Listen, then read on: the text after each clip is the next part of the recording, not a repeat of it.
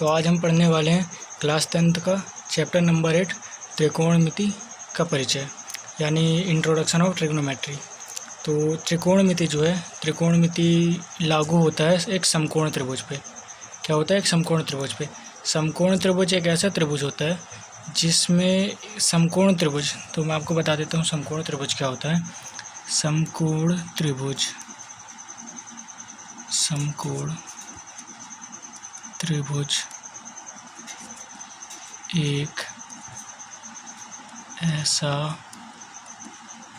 त्रिभुज होता है, समकोण त्रिभुज एक ऐसा त्रिभुज होता है जिसमें तीन रेखाओं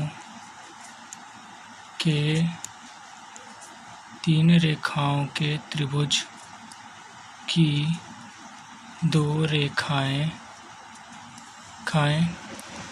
90 अंश का कोण बनाती हूँ, 90 अंश का कोण बनाती हैं। तो समकोण त्रिभुज क्या होता है? समकोण त्रिभुज एक ऐसा त्रिभुज होता है जिनमें तीन रेखाओं के त्रिभुज की दो रेखाएं आपस में 90 अंश का कोण बनाती हैं।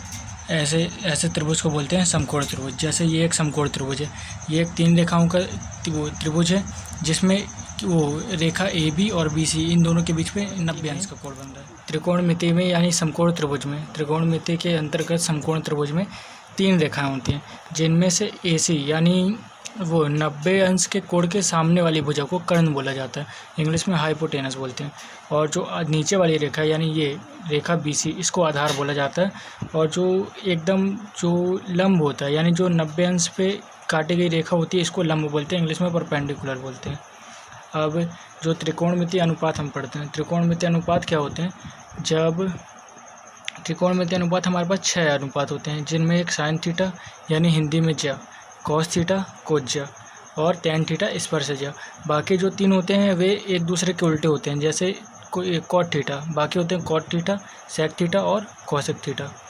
तो जो कॉट थीटा होता है वो टैन थीटा का उल्टा होता है, जो कोसेक थीटा होता है, जो कॉस थीटा होता है वो सेक का उल्टा होता है, और जो साइन थीटा होता है वो होता है आपका कोसेक का उल्टा होता है।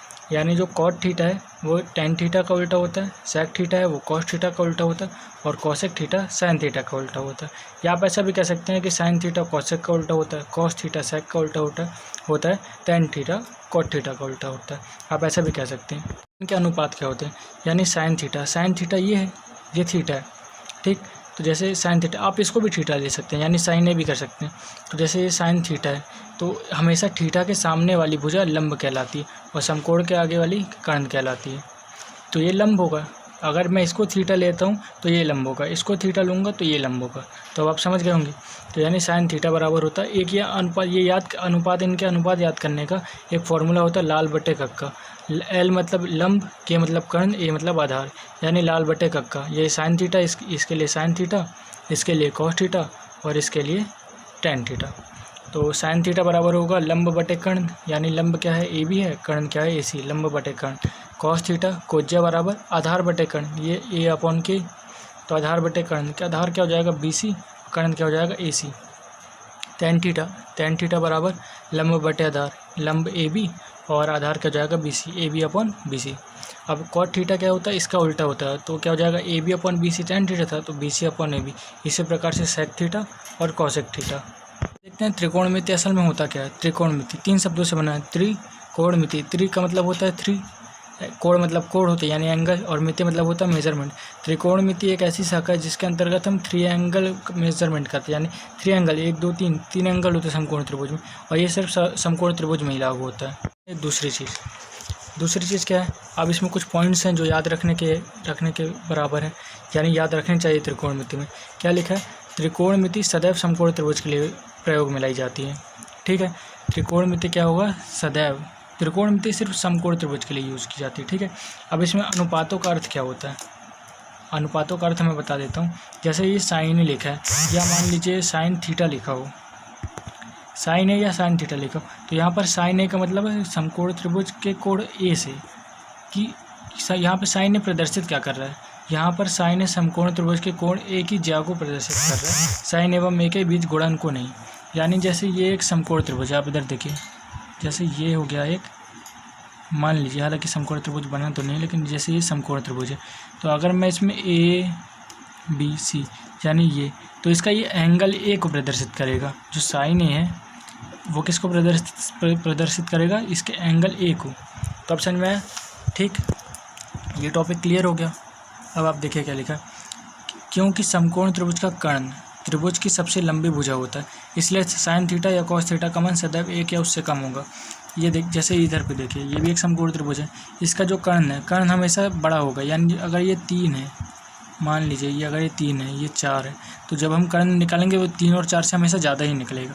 इन दोनों की भुजाओं का योग होता है। पाइथागोरस प्रमेय भी आगे समझेंगे। तो यानी जब कर्ण हमेशा बड़ा होगा, यानी जो हर है, ये साइन और थीटा के हर में कर्ण होता है, यानी जब हर बड़ा होता है तो हमेशा जो उत्तर आएगा वो आपका कम आएगा, एक आएगा या एक से कम आएगा। बहुत रेयर केसों में एक आता है, बाकी हमेशा क्या आता है? एक से कम आता है। इस कारण, क्योंकि कर्ण हमेशा क्या है? कर्ण बड़ा होता है। क्या होता है? कर्ण बड़ा होता है। ठीक है, कर्ण समकोण त्रिभुज की सबसे बड़ी भुजा होती है। को अभी भी नहीं समझ में आया तो आप ऐसे देख सकते हैं, जैसे ए बी है, लंब अगर 3 हुआ तो कर्ण तो हमेशा बड़ा ही होगा। अगर ये 4 होगा तो ये जो उत्तर आएगा वो हमेशा क्या आएगा? कम आएगा, कम आएगा।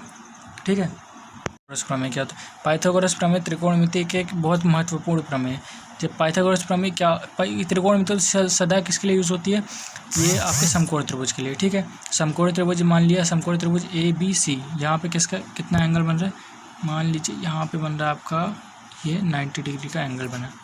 ठीक, ये ए बी क्या हो गया? आपका लंब हो गया। बी सी क्या हो गया? आपका आधार हो गया। ए सी क्या हो गया? कर्ण हो गया।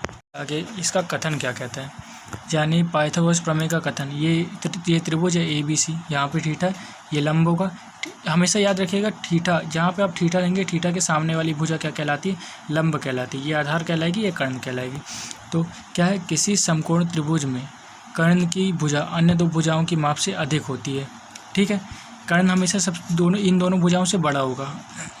ठीक, अब ऐसा नहीं कि आप इन दोनों भुजाओं का योग करके इसको देखें कि ये बड़ा है, ऐसा नहीं हो सकता।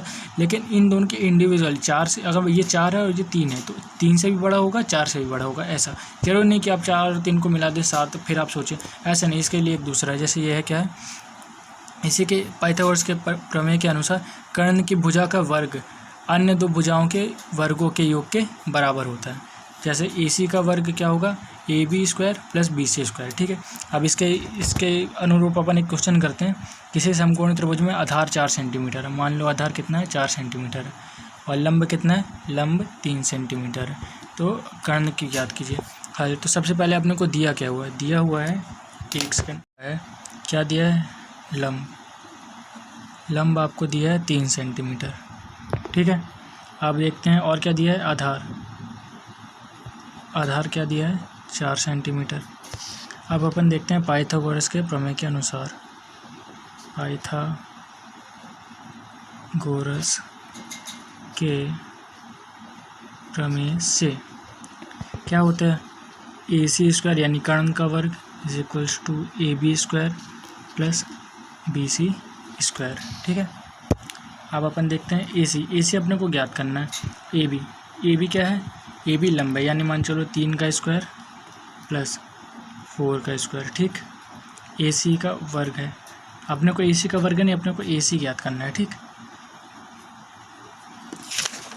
ए सी का वर्ग क्या जाएगा? 3 3 9 प्लस 4 चौके 16, यानी ये कितना हो गया? ये 25 हो गया। ए सी का जाएगा, ए सी का वर्ग। अब जब वर्ग का पक्षांतर होता है तो स्क्वायर रूट आएगा। ठीक है, यानी वर्गमूल आएगा, तो ये आ जाएगा 25।